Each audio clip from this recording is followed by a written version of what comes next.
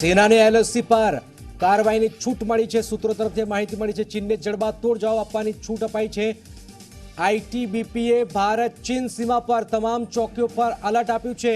ઉત્તરાખંડ, હિમાચલ પ્રદેશ, અરુણાચલ, લદ્દાખમાં એલર્ટ છે। આઈટીબીપીએ લદ્દાખમાં વધુ 1500 જવાનો તૈનાત કરી દીધા છે।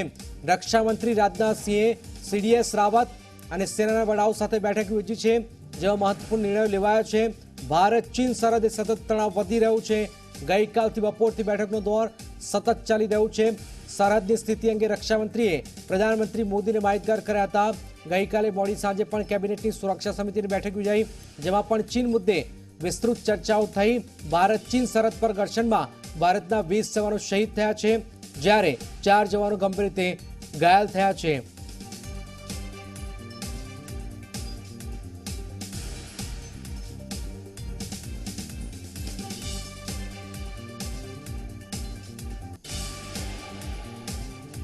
સોમવારે લદ્દાખના ગલવાન ઘાટીમાં ભારત ચીનના સૈનિકોની હિંસક ઝડપ બાદ દેશભરમાં રોષ છે। સૈનિકોને વિવાદિત જગ્યા પરથી સૈનિકો હટાવવાની વાત કરી હતી, પરંતુ પાછળથી હુમલો કરી દીધો અને ભારતના 20 જવાનો શહીદ થયા છે। ચીનની અવરચંડાઈ બાદ કાશ્મીરથી લઈને કન્યાકુમારી સુધી દેશના નાગરિકોમાં રોષ છે। કોરોના વાયરસ અને ગલવાન વેલીમાં કરવામાં આવેલા હુમલા બાદ ચાઇનીઝ પ્રોડક્ટનો બહિષ્કાર કરવાનું આહવાન કરાયું છે। સ્થાનિકોએ ચાઇનીઝ પ્રોડક્ટ ન ખરીદવાની પ્રતિક્રિયા લીધી। ચીન મુર્દાબાદના નારા લગાવીને સ્થાનિકોએ દેખાવ પણ કર્યા છે।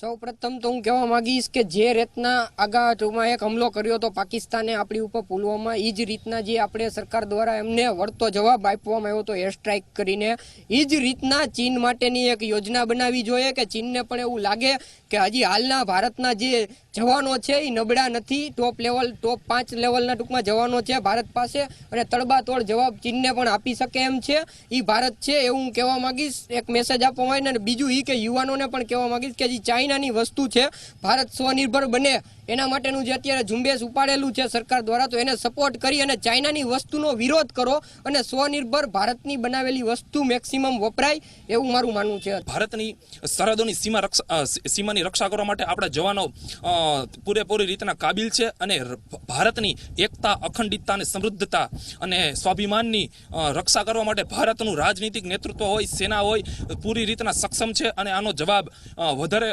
આક્રમકતાથી આપવા માટે પણ ભારતની સેના આજની તારીખે અને ભવિષ્યમાં પણ તૈયાર રહેશે। જી, સેના બિલકુલ આપણી સક્ષમ છે। આ પહેલાં પણ આપણી સેનાએ દર્શાવેલું છે જે પાકિસ્તાન ઉપર સર્જિકલ સ્ટ્રાઇક કરેલી હોય કે પછી ડોકલામ મુદ્દે આપણે ચીનને વળતો જવાબ આપેલો હોય, પાછી સેનાને ઠેલવી હોય, તે જ રીતે આ મુદ્દે પણ આપણી સેના પૂરતી સક્ષમ છે તેને પાછળ ધકેલવા માટે, અને પૂરતી યોગ્ય રીતે જવાબ આપશે એવી મને ખાતરી જ છે। 100%। હવે તો જે રીતના આપણા 20 જવાનો શહીદ થયા છે એ પ્રમાણે આપણે આપણી સેનાને પણ પૂરી સક્ષમ છે, એના ઉપર હાઈ કમિશન લેવલથી અમને પૂરેપૂરી છૂટ મળવી જોઈએ કે એ પણ વળતો પ્રહાર આપી શકે।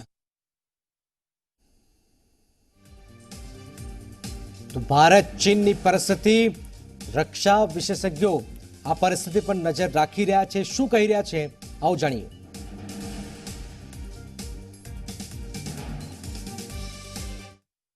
चीन ने कई ऐसी बचकाना हरकत की है जिसका जवाब तो उन्हें देना पड़ेगा, और उनको भारत की ज़मीन से वापस जाना ही पड़ेगा, जहां पर अगर जो उनके परसेप्शन के मुताबिक और हमारे परसेप्शन के मुताबिक जो हमारी ज़मीन है, ये परसेप्शंस दोनों अलग हैं, वो बात अलग है, लेकिन जहां वो नहीं थे और अब वो वहां हैं, चाहे वो ज़मीन किसी की भी है, वहां से उन्हें वापस जाना ही पड़ेगा। और हम अपना जो इंफ्रास्ट्रक्चर डेवलपमेंट है उसको बंद नहीं करेंगे। कैजुअल्टी होती रहती हैं, हमने भी बहुत कैजुअल्टी करी है इसमें, और ये सिचुएशन अजीब सी सिचुएशन है थोड़ी सी, क्योंकि ये कैजुअल्टी गोलियों से नहीं हुई, प्रोफेशनल तरीके से नहीं हुई, चीन की बचकाना हरकत, सस्ती हरकत, गुंडों वाली हरकत से हुई है। इसलिए इसके लिए चीन की निंदा मेरे विचार से पूरे विश्व में होगी और होनी भी चाहिए, और उसको हमें ज़्यादा से ज़्यादा पूरे विश्व स्तर पर इसको हमें आगे बढ़ाना भी चाहिए। क्लैश हुआ है जब मीटिंग हो रही थी, जब जनरल लेवल की मीटिंग हो रही थी, फ्लैग मीटिंग हो रही थी, नेगोशिएशन चल रहे हैं, उस समय अगर फायरिंग हुई है, उसको कहते हैं परफिडी। जिनीवा कन्वेंशन की लैंग्वेज में ये एक क्राइम है, वॉर क्राइम है, और इन्होंने अगर ये परफिडी की है, मतलब धोखाधड़ी की है, तो इसका उनको खामियाजा भुगतना पड़ेगा। उनके ऑफकोर्स 11 घायल हुए हैं, 5 मारे गए हैं, पर उन्होंने ये कार्रवाई शुरू करी, तो इसके लिए तो इंक्वायरी तो पूरी होगी। वो भारत पे डिपेंड करता किस तरीके से करें। मीटिंग्स हैं वो स्थगित नहीं हुई हैं, वो चल रही हैं। इसका मतलब दोनों साइड कंट्रोल करने की कोशिश कर रही हैं। पर क्वेश्चन ये है कि अब चाइनीज को पता चल गया है कि वो अगर उन्होंने शहद की मक्खी के छत्ते में उंगली डाली है तो फिर उनको खामियाजा भुगतना पड़ेगा, और वो भुगत रहे हैं।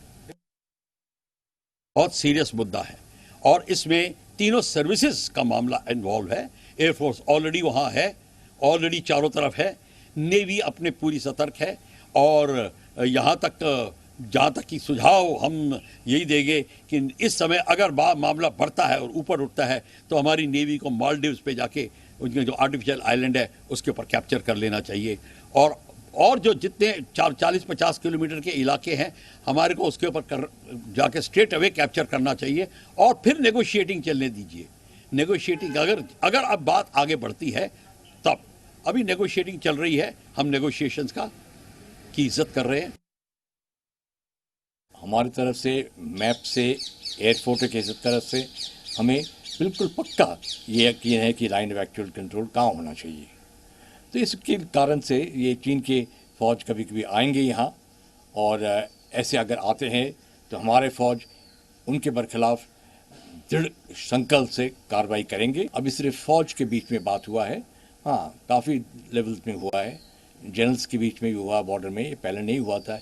इतने बॉर्डर टॉक्स फ़ौज के बीच में कभी पहले नहीं हुआ है। सबसे पहले हम समझते हैं कि ये जल्दी बंद हो जाएगा, क्योंकि अभी चीन ने समझ लिए होंगे कि चीन की आर्मी इस मुताबिक ऐसे ही भारत के बरखिलाफ़ आक्रमण नहीं कर सकता है जो पहले उन्होंने सोच रखा था। इस वक्त चीन को पता चल गया है कि भारत की फ़ौज बिल्कुल तैयार है, बिल्कुल हथियार से हर किस्म की तैयारी के बारे में रास्ते बनाए हैं, एडमिनिस्ट्रेशन बढ़ाए हैं, और अभी बिल्कुल तैयार हैं। मुझे लगता है कि ये वार्ता का बहाना करते करते चीन की इच्छा थोड़ा और अंदर आने की थी। जहाँ ये कल इंसिडेंट हुआ है, रात को हुआ है। रात को कौन सी वार्ता होती है, कहाँ पर बात करते हैं? रात को 1:30 बजे कोई बात करता है क्या?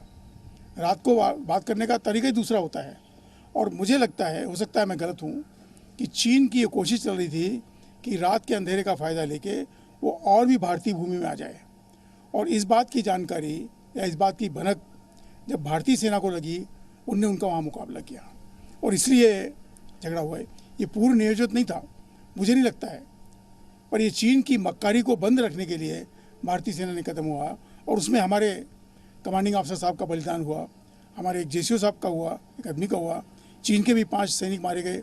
ये चीन का मीडिया खुद बोल रहा है। अभी तो चीन की सेना ऑफिशियली ना बोले, लेकिन मीडिया बोल रहा है उनका। और 11 उनके जवान हैं या उनके सोल्जर हैं, वो शायद डूब गए हैं पानी में, या उनको जख्मी हो गए हैं। अब बाद में पता लगेगा कितने ठीक होते हैं। तो ये वास्तविकता है जो है, ये हमें ध्यान में रखना पड़ेगी। आप चीन के ऊपर मेहरबानी करके कभी भी विश्वास मत कीजिए, कभी भी विश्वास मत कीजिए। चीन आज तक किसी का सच्चा मित्र नहीं रहा है। विश्व इतिहास इसका साक्षी है, और भारत इसका अपवाद नहीं हो सकता। डिप्लोमेटिक टॉक तो ठीक है, डिप्लोमेटिक टॉक होती है। डिप्लोमेट कभी युद्ध में जाते हैं क्या? डिप्लोमेटिक टॉक बात होती है, और डिप्लोमेटिक एफर्ट जो है वो आवश्यक है। सैन्य मिलिट्री डिप्लोमेसी और कन्वेंशनल डिप्लोमेसी, ये रेलगाड़ी के 2 जो पांत होती हैं उसकी तरह है, उस पर ही पूरी संविधान चलती है। इसलिए हमारी डिप्लोमेसी जो है, हमारे कूटनीतिज्ञ हैं, हमारे परराष्ट्र मंत्री हैं, हमारे परराष्ट्र सचिव हैं, हमारे राजदूत हैं, वो तो काम कर रहे हैं, वो करेंगे उसमें। लेकिन इसी के साथ साथ में भारतीय सैनिक व्यवस्था ने भी कभी भी अपने आप को ये नहीं सोचना चाहिए कि अब डिप्लोमेसी ही सब कुछ कर लेगी। ये नहीं हो पाएगा। आज तक कभी नहीं हुआ है चीन के साथ, और ना ही होगा। हालांकि ट्रुप्स डिसएंगेज हो चुके हैं, पर फिर भी ये बात भरोसे लायक नहीं है कि हम मान लें कि वहाँ पे कोई ट्रुप्स नहीं है, क्योंकि PP-14 पे ही जो क्लैश हुआ है वहाँ पे चाइनीज़ पहले भी डटे हुए थे, और अभी भी कुछ बॉडीज नहीं मिली हैं वहाँ पे जो धक्का मुक्की हुई है। तो इसका हमें ध्यान रखना चाहिए कि चाइनीज़ अभी भी वहाँ हो सकते हैं, और जब वहाँ पे जाना है उस इलाके में पेट्रोलिंग करनी है तो केयरफुल होना चाहिए। हालांकि ऑफिशियली अभी तक चाइना साइड से कोई कैजुअलिटी कंफर्म नहीं है, पर जरूर लगता है कुछ न कुछ कैजुअलिटीज हेलीकॉप्टर दिखे हैं तो उधर भी हुई होंगी। जिस प्रकार का बिहेवियर चाइना ने कल किया है वो उससे अपेक्षित नहीं था। 5 किलोमीटर आप जब डीएस्केलेट हो रहे थे, आप जब अपने इलाके में जा रहे थे, अपने पोस्ट में जा रहे थे, तब आपके कुछ सैनिक ये वापस आए रॉड लेकर जिसमें कील लगे हुए थे और आपने हमारे सैनिकों पर हमला किया। वो पेट्रोल पॉइंट 14 के पास हुआ है जहां से ये चीनी सैनिक पीछे हट रहे थे।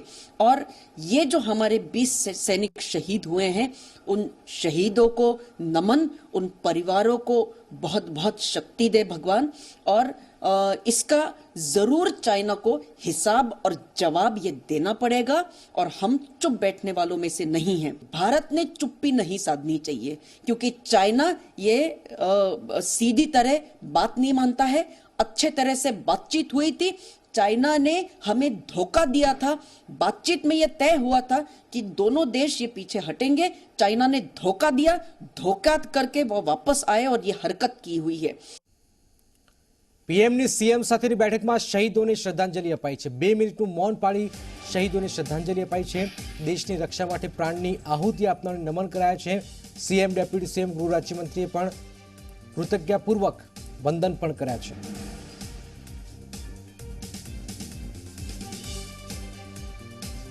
ભારત ચીન એલઓસી પર ઘર્ષણ અને ભારતના 20 જાંબાઝ જવાનો શહીદ થતા આક્રોશ છે। તમામ દેશવાસીઓ નમન કરી રહ્યા છે, શ્રદ્ધાંજલિ આપી રહ્યા છે।